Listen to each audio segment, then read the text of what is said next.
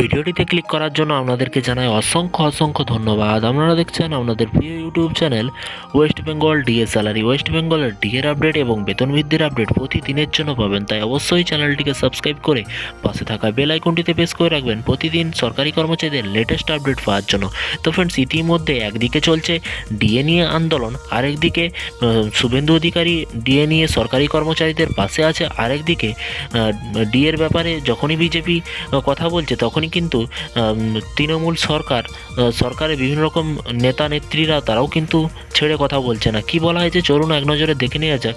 কুণাল ঘোষ সরকারি কর্মচারীদের ডিএর ব্যাপারে কি বলেছে এবং শুভেন্দু অধিকারী সরকারি কর্মচারীদের ডিএ নিয়ে মমতা সরকারকে কড়া পদক্ষেপ নিতে কড়া হুঁশিয়ারি দিল। কি হুঁশিয়ারি চলুন এক নজরে দেখে নেওয়া যাক। কুণাল ঘোষ দেখতেই পাচ্ছেন এখানে ডিএ নিয়ে শাহী বার্তা, শাহী বার্তা কি বলা হয়েছে, সোনান শুভেন্দু শাহী বার্তা সোনান শুভেন্দু জবাবে কুণাল সামনে আনলেন ষড়যন্ত্রের তথ্য। তো জবাব দিলেন কুণাল ঘোষও, সেখানে ষড়যন্ত্রের তথ্য এদের কি বলা হয়েছে, এখানে বলা হয়েছে নেতাজি জয়ন্তীতে ডিএ আন্দোলনকারীদের তাঁবুতে গিয়ে তাঁবু যে আন্দোলনের যে তাঁবু, সেই তাঁবুতে গিয়ে বাংলায় আগুন জ্বালানোর হুঁশিয়ারি দিয়েছেন শুভেন্দু অধিকারী এবং পাশাপাশি অমিত শাহের ডিএর বার্তা নিয়েও মুখ খুলেছিলেন তিনি।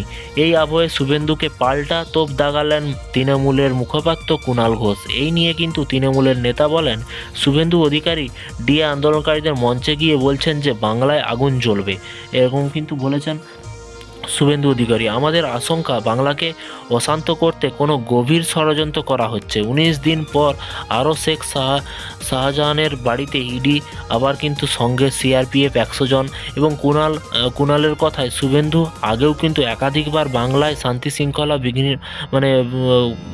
শৃঙ্খলা বিঘ্নিত করার অপচেষ্টা করেছেন। আসানসোলে কম্বল বিতরণ অনুষ্ঠানের নামে কিন্তু বিশৃঙ্খলার সৃষ্টি করেছেন এবং তাতে কিন্তু 3 জনের প্রাণহানিও হয়েছিল। আবার সাম্প্রতিক আমজনতাকে প্ররোচিত করতে বিদ্যুৎ সরবরাহ ব্যবস্থা রক্ষণাবেক্ষণের সংক্রান্ত ভুয়ো তথ্য পেশ করেছিলেন শুভেন্দু। তিনি এমনটাই বারবার করে আসছেন। পুরনো ভিডিও সামনে এনে রাজ্যের অশান্তি করার চেষ্টা করছিল, কিন্তু পারেনি। এখন নতুন করে চক্রান্তের চেষ্টা করা হচ্ছে। এদিকে কুণাল ডিএ আন্দোলনকারীদের তোপ দেগে বললেন, মুখ্যমন্ত্রী রাজ্যের সীমিত সাধ্যের মধ্যেই কিন্তু তাদের দাবি পূরণের প্রয়াস করেছেন। এদিকে কেন্দ্রীয় সরকার যে বাংলার হকের বিপুল টাকা আটকে রেখেছে তা নিয়ে কিন্তু এই আন্দোলনে কিছুই বলছে না, এটা কিন্তু ঠিক এবং রাখা হয়েছে। কর্মীরা দেখেছেন আবাস যোজনা থেকে শৌচালয়, কেন্দ্রের একাধিক প্রকল্পের টাকা লুট হয়েছে।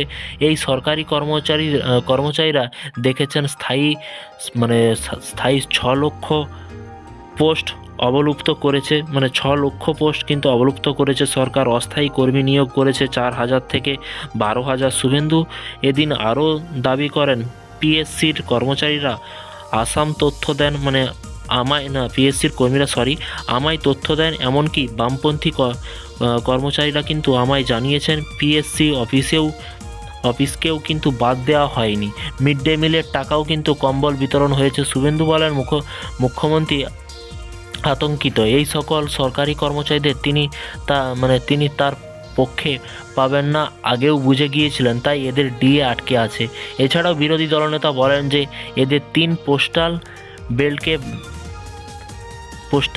বেল্টে পাবেন না, তাই তাদের উপর দমনপীড়ন নীতি নেওয়া হয়েছে এবং এই অনশনকারীদের কিছু হলে বাংলায় আগুন জ্বলবে। ভাস্করবাবুকে বলবো, নবান্ন অভিযান করুন, আমরা পাশে আছি। এরা প্রাণ আত্মাহুতি দিতে চায় এবং চাকরি যাওয়ার ভয় এরা করে না। এদিকে শুভেন্দু অধিকারী দাবি করেন ডিএ আন্দোলনকারীদের দাবি আংশিক সফল। তার কথায় সরকার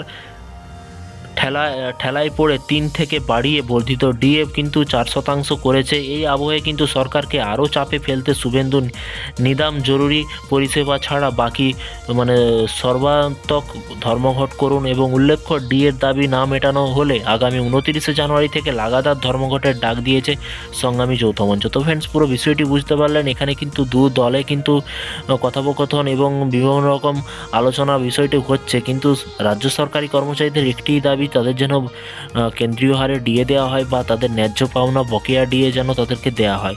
তো ভিডিওটি কেমন লাগলো অবশ্যই নিচে কমেন্ট বক্সে কমেন্ট করে জানাবেন। এই ধরনের সরকারি কর্মচারীদের বিভিন্ন রকম আর্টিকেল, বিভিন্ন রকম নিউজ আসলেই অবশ্যই এই চ্যানেল থেকে আপনারা পাবেন। চ্যানেলটিকে সাবস্ক্রাইব করে পাশে থাকা বেল আইকনটিতে প্রেস করে রাখতে ভুলবেন না। ভালো থাকবেন, সুস্থ থাকবেন এবং নিজের খেয়াল রাখবেন। Thank you.